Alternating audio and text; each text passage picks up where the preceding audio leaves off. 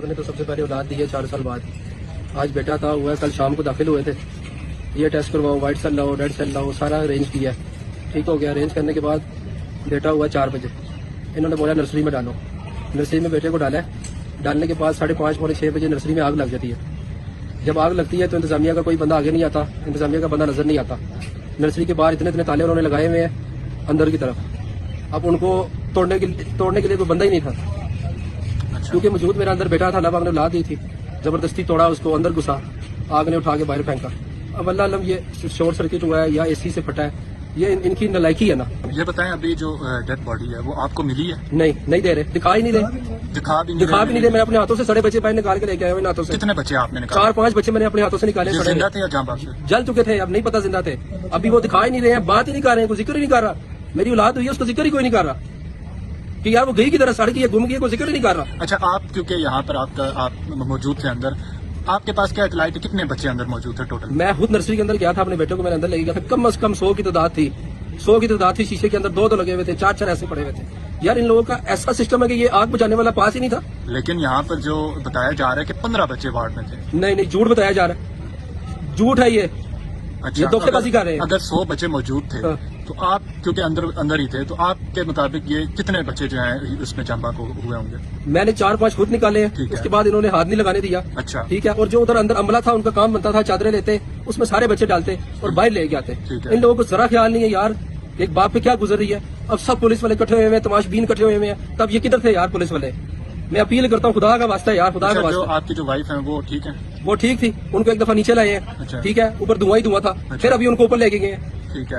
اور یہ بتائیں جب آگ لگی ہے تو اس کے بعد یہ ریسکیو عملہ, فائر بریگیڈ کا عملہ کتنی دیر بعد؟ کم از کم آدھے گھنٹے بعد یہ لوگ آئے ہیں. اور وہ بھی بس پیچھے آگ نہیں بجھا رہے تھے. دروازے توڑنے والے کوئی جس کا بیٹا تھا, کوئی ماں تھی, وہ لوگ طرف کے جا رہے تھے. اب لوگ کدھر غائب انہوں نے کیے ہوئے بچے, بتا ہی نہیں رہے ہیں. ماں باپ آگ کتنے بجے لگی ہے؟ کم از کم 5:30 پونے 6 بجے. 5:30 پونے 6 بجے. اور قابو کب تک پایا گیا آگ پہ؟ قابو اب جب تک سارا سب کچھ ختم ہو گیا, اب قابو پایا گیا. 9-10 ہو گیا, سب جل گیا جب ختم ہو گیا. قابو پانے کا پایا نہیں ہے قابو. ہم لوگ شیشے توڑے ہیں, یہ ہاتھوں سے میں نے توڑے شیشے. اچھا, تو جو انتظامیہ ہے اس کی جانب سے کوئی کسی حوالے سے کچھ بھی نہیں کہا گیا؟ کچھ بھی نہیں کہا گیا. انتظامیہ بتا ہی نہیں رہی ہے, نہ انتظامیہ نے آگ بجھائی ہے. ان کے پاس الارم نہیں تھے, آگ لگی ہے, الارم نہیں لگے. نیو بلڈنگ نہیں ہے, سیف گیٹ یا ایگزٹ گیٹ ہوتا ہے, کچھ بھی نہیں, کچھ بھی نہیں, سب 2 نمبر ہی ہے. اس کو بند کیا جائے. میں آسم منیر سے اپیل کرتا ہوں. اچھا, یہ بتاؤ آپ آئے کدھر سے ہو؟ میں فتح جنگ ضلع اٹک سے آیا ہوں. السلام علیکم. آفاق فاروقی نئے پروگرام ساتھ آپ کے سامنے ہوں. یہ ویڈیو تو آپ نے دیکھ لی, ایک مجبور, محقور, قسمہ پرس اور انتہائی کمزور باپ کی ویڈیو ہے. اور جو باپ ہیں یا جو ماں ہیں وہ اس آدمی کے درد کو, اذیت کو, تکلیف کو محسوس کر سکتے ہیں. پتہ نہیں کیوں تو شبہ ہوتا ہے کہ انکلوڈنگ مائی سیلف ہم کسی کا درد محسوس بھی کرتے ہیں یا نہیں. کہ جو یہ سانحہ بیان کرتا ہے, جو بے حسی, بے شرمی, بے غیرتی کی, حیوانیت کی کہانی اس کی زبانی سنی ہے, وہ تو سینہ چیر دینے کے لیے بہت ہی قیامت بن جانی چاہیے تھی. مگر سب کچھ نارمل تھا اور نارمل رہے گا. میں یہ ویڈیو نہ دیکھتا تو شاید میں آج کا پروگرام نہ کرتا. میں نے پہلے بھی کہا تھا کہ میرا دل نہیں چاہتا ہے کہ روز روٹین کی ایک وہی مشہور شعر ہے نا کہ وہی درد کی کہانی, وہی عذر کا فسانہ, میں انہیں سنا کے رویا, وہ مجھے سنا کے روئے. نظام کلیپس کی باتیں ہو رہی نا کافی عرصے سے, روز ایک ثبوت ملتا ہے اور اس نظام کے بینیفیشری جو ہیں وہ اس کی گواہیاں دیتے ہیں. دلچسپ بات یہ ہے, اور دوسروں پہ ٹرنس کرتے ہیں. میں اس پہ زیادہ بات نہیں کروں گا, یہ آپ سب کو سوچنی ہے جو وہاں رہتے ہیں. کہ دیکھیں کچھ لوگوں کی بحث تو یہ ہے نا, میں موضوع سے نہیں ہٹ رہا مگر میں اس پہ زیادہ بات نہیں کرنا چاہتا, مگر سب کچھ اسی سے ریلیٹ ہے کہ جنرل عاصم منیر مزید طاقتور سے طاقتور ہو رہے ہیں اور یہ حکومت ٹکا ٹوکری ہو رہی ہے. جو لوگ کسی بھی واقعے کے حوالے سے, چاہے وہ یہ واقعہ ہو پیمز کا یا جو کرنل کا واقعہ ہوا ڈے بیفور یسٹرڈے, हुकूमत को कर्ज कर रहे हैं, उसे बुरा कह रहे हैं, उसकी मरम्मतें कर रहे हैं, आप गलत हैं। ये बेचारे तो पपेट है, इनको लाता कौन है इन नाहलों को? मुस्तफ़ा कमाल जैसा बदतमीज, मतलब जो वीडियो मुझे लोगों ने उसकी भेजी है, जिस तरह वो बात कर रहा है एक औरत से, सबने देखी वो वीडियो, मुझे लगाने की जरूरत नहीं है, और कह रहा है कि तुम्हारा बाप मर जाता और 20,000 रुपये रोज खर्च होते हैं तुम्हारे बाप पर। और जो लहजा था एक किसी वजीर का, कि एक हुकूमती कारिंदे का जो अवाम की गुलाम होती है, कहना चाहिए गुलाम नहीं तो नौकर तो होती है ना, उनके सर्व करने के लिए आती है ना, ओथ लेकर आती है, वो वजीर इस तरह बात कर सकता है? या किसी डेमोक्रेटिक कंट्री में या किसी माशरे में या कोई भी साफ सुथरा कहीं निज़ाम होता तो वहाँ आपके ख्याल में ये वजीर बन सकता था या इसे बनना चाहिए था? और क्या इसे शहबाज शरीफ लेकर आया? आप सब जानते हैं इसे कौन लेकर आया है। तो उन्हें कहिए बुरा, अगर हिम्मत है, जुर्रत है कि ये बद इंतजामी, गफलत, सुस्ती, बेहिसी, हैवानियत जो कुछ है ये उनकी लाई हुई, उनकी फैलाई हुई है। और जब तक वो मौजूद हैं, बात हो रही है कि वो ताकतवर हो रहा है, मैं कह रहा हूँ वो रोज कमजोर हो रहा है। और इसके नतीजे में मेरे एक दोस्त है, बहुत नामवर जर्नलिस्ट है, नाम नहीं लूंगा, वो कह रहे थे कि अगर आफाकी चला भी जाए तो क्या मिलेगा? मैंने कहा कुछ नहीं, एक नया आएगा 2-3 साल के लिए, ब्रीच मिलेगी सबको कि शायद ये कोई तब्दीली ले आए, लाने वाले भी खुश और आसिम मुनीर को हटाने वाले, हटवाने वाले, नापसंद करने वाले भी खुश। ये सिलसिला लामुतनाही है। जब तक आप में शऊर नहीं आता, आपको अपने राइट्स के बारे में पता नहीं चलता, ये मामला ऐसे ही चलता रहेगा। रोज एक वाक़े को दबाने के लिए दूसरा होता रहेगा।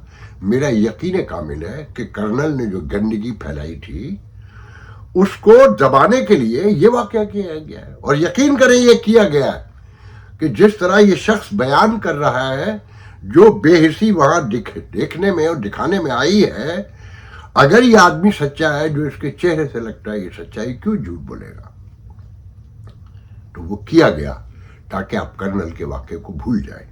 अभी और वाक़यात होंगे, रोज की बेसिस पे होंगे कि एक को दबाने, कहते हैं ना कि एक झूठ बोलने के लिए 70 झूठ बोलने पड़ते हैं, एक झूठ छुपाने के लिए 70 झूठ बोलने पड़ते हैं। ये उसी कंडीशन में आ चुके हैं।